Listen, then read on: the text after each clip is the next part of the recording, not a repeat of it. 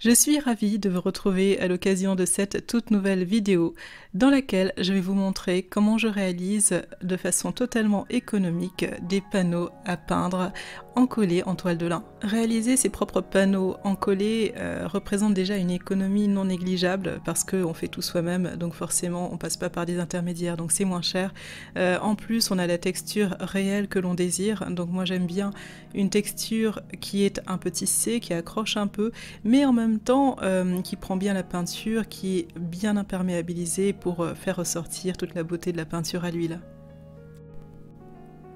Pour réaliser la première étape de confection, je vais utiliser des panneaux de contreplaqué de différents formats. Donc moi je les achète sur internet, Amazon, sans faire de pub. Il y en a déjà pré-découpés, après on peut aussi en acheter dans les magasins de bricolage par exemple et les couper soi-même. J'utilise aussi du tissu en toile de lin que j'achète en mercerie au mètre. Des ciseaux, donc ce sont des ciseaux crantés, mais n'importe quel type de ciseaux pourront suffire, une règle, une craie, du gel liant acrylique qui va faire office de colle avec pH neutre, un rouleau à peindre, du papier de verre, du spray d'eau et un couteau à peindre. Tout d'abord, je vais découper la toile.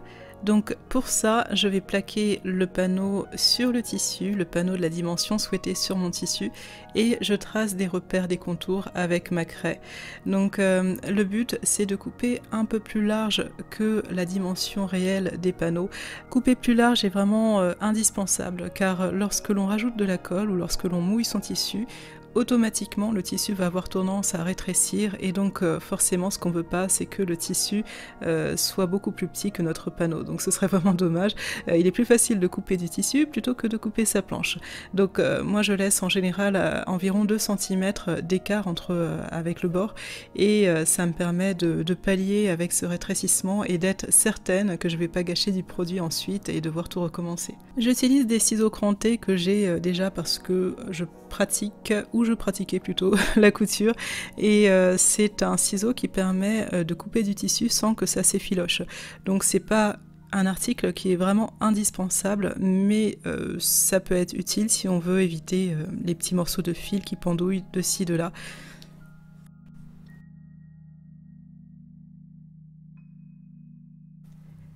L'étape suivante va consister à préparer ces panneaux. Donc pour ça, je vais faire un ponçage léger, recto, verso, pour retirer les petites imperfections, les petites écharpes qui risqueraient de faire en sorte que l'encollage ne fonctionne pas très bien. Donc ça créerait des petites bulles d'air qui, à la longue, en fait, risqueraient de décoller le tissu. Donc j'utilise pour le ponçage juste du papier de verre, donc avec un grammage qui est assez fin tout de même, et puis je dépoussière à la fin, soit avec la main, soit avec un pinceau doux, sec, non utilisé auparavant, il ne sert qu'à ça.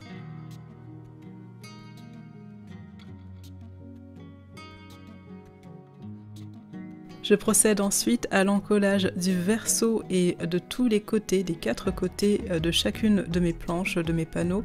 Ça permet de rajouter une sorte d'étanchéité du panneau. Donc le bois est poreux, donc ça risquerait d'absorber toute l'humidité ambiante et ainsi moisir avec le temps. Donc on veut que son panneau reste le plus longtemps possible indemne, en l'état. Et donc pour cela, eh bien, il faut protéger le panneau. C'est pas forcément la surface que je vais utiliser pour peindre. C'est une surface qui est juste en dessous de la couche picturale, il y a une toile entre les deux, mais en même temps si mon panneau moisit, bah, ça m'embêtera puisqu'il faudra désencoller ma toile pour pouvoir la réencoller, donc c'est des manipulations qui sont indésirables, inutiles, et si on peut éviter, eh bien on évite. Ça permet aussi d'éviter que des petits morceaux de bois se décollent avec le temps et ne créer justement cette bulle d'air qui fait en sorte que ma toile petit à petit risquerait de se décoller. Mon encollage est doublé, c'est-à-dire que je vais commencer par une première couche d'encollage au recto et les 4 côtés. Je vais attendre que ça sèche suffisamment de temps, donc soit ça peut être une demi-heure, 1 heure ou bien 24 heures le lendemain. Je reprends, c'est un processus qui peut être assez long, qui me prend quelquefois 1 semaine. Et au final, je repasse une seconde couche de liant acrylique après ou pas avoir légèrement poncé en fonction de mon panneau. Si je sens que lorsque j'applique ma colle, le pinceau accroche, que ça forme des petits grumeaux, que c'est un peu dur à étaler, à ce moment-là, je vais humidifier un peu la zone avec mon spray. Donc c'est pas de façon automatique, mais c'est en fonction de la difficulté que je vais rencontrer ou pas à étaler ma colle. Pour encoller mon panneau, j'utilise un rouleau à peindre. Je trouve ça beaucoup plus rapide, beaucoup plus efficace, beaucoup plus lisse que le pinceau qui me laisse des stries assez souvent et qui est un peu plus rébarbatif et un peu plus long à appliquer. Encore une fois, j'achète mes rouleaux à peindre dans le rayon bricolage ou dans un magasin de bricolage.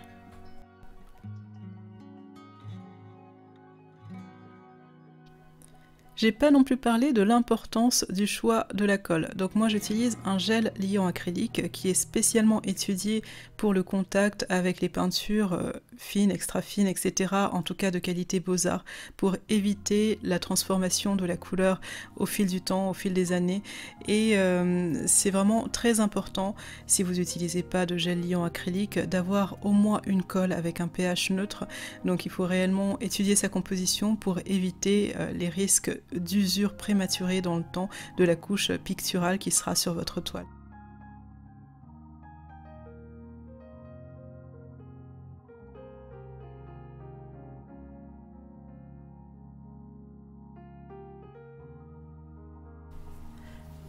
Lorsque mon recto est bien sec de sa première couche de gel liant acrylique, j'en rajoute une seconde et cette seconde va me permettre également de maroufler ma toile. Donc j'ajoute le liant sur le panneau en bois avec mon rouleau à peindre et j'applique le tissu sur le support de façon à aplatir, éviter toute bulle d'air qui se formerait juste en dessous. Donc ça, je fais ça avec les mains. Après, j'ai pas de souci d'allergie avec ce gel liant acrylique, mais si c'est votre cas, vous pouvez éventuellement prendre des gants ou bien une carte également pour enlever toutes les bulles d'air.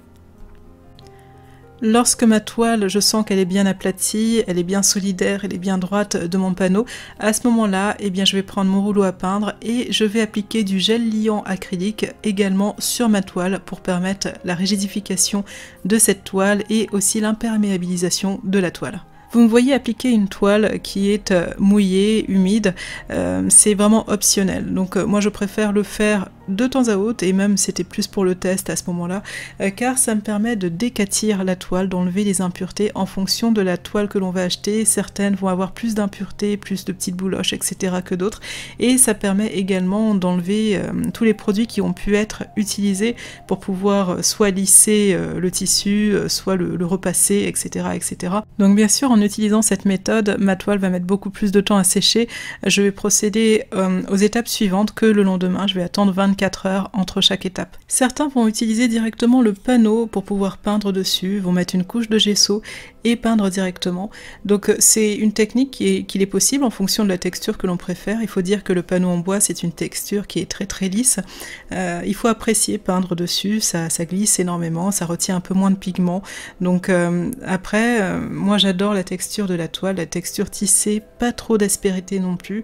Et ça permet également par sécurité, si jamais un jour mon panneau venait à se casser, soit d'encoller mon panneau pour pouvoir le réparer, ou bien d'essayer de décoller avec précaution la toile pour pouvoir la réencoller sur un autre support. Lorsque je confectionne mes panneaux, mon but c'est pas l'économie à tout prix, c'est pas de faire rapidement et de faire de façon approximative. Mon but c'est de faire de la qualité avec des matériaux qui sont nobles.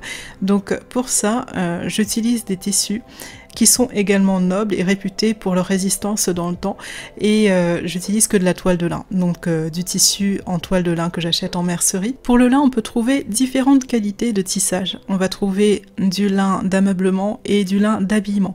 En général, le lin d'habillement est légèrement plus léger que le lin d'ameublement. Donc ça va dépendre du tissage que l'on souhaite pour pouvoir peindre.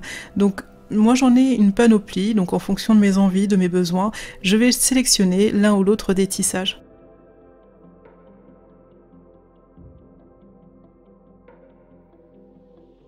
Après ce dernier encollage, je vais attendre 24 heures pour pouvoir appliquer mon gesso. Donc le gesso, c'est une matière qui va être légèrement différente par rapport à mon gel liant acrylique.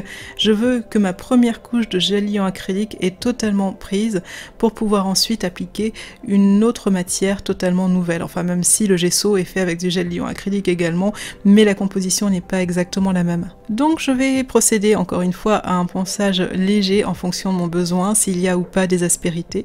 Et je procède également à l'application du gesso, encore une fois avec mon rouleau à peindre. Donc j'utilise le couteau juste pour déposer la matière et étaler de façon assez grossière, mais le rouleau est vraiment l'idéal pour moi pour pouvoir faire un rendu très très lisse. Après, encore une fois, ça va dépendre de ses besoins, mais moi j'ai besoin de voir la texture de la toile et pour ça, les couches de gesso doivent être réellement fines. Je vais répéter cette opération 4 fois, donc c'est-à-dire gesso plus ponçage, gesso plus ponçage, et ainsi de suite jusqu'à la 4e fois. J'utilise le couteau à peindre pour racler les plus grandes aspérités de ma toile, donc attention, c'est une étape qui peut risquer de trouer la toile, il faut vraiment être sûr de son matériel et de son geste.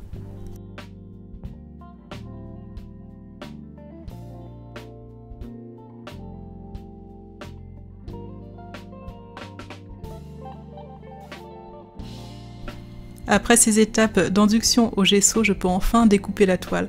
Donc pour ça, j'utilise une règle, un cutter, un tapis de découpe. La règle va me permettre de guider tout simplement la lame du cutter afin d'éviter que ça n'entaille le bois. Un tissu qui est enduit va se découper beaucoup plus facilement car il a une texture un peu cartonnée.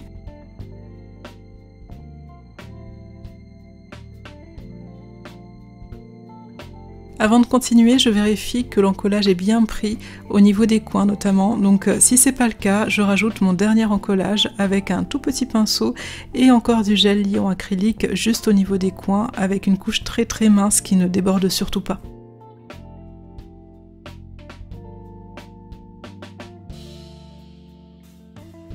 Ma dernière étape va consister à appliquer une couche d'induction grasse. Donc c'est une couche qui va me permettre d'imperméabiliser encore un peu plus le support pour éviter que ma toile n'absorbe de trop l'huile contenue dans les pigments et ne fasse ces patchs un peu mat sur ma toile lorsque je vais commencer à peindre.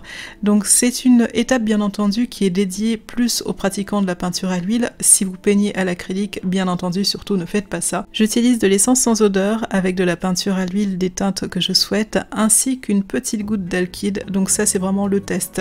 C'est vraiment exceptionnel, donc je souhaitais apporter une induction supplémentaire en enrobant un tout petit peu plus mes couleurs avec de l'alkyd, donc en sachant qu'après j'utilise des médiums qui sont traditionnels. J'applique le tout au pinceau et j'étale pour bien lisser la couleur avec une chute de toile de lin que j'ai récupérée de mon découpage.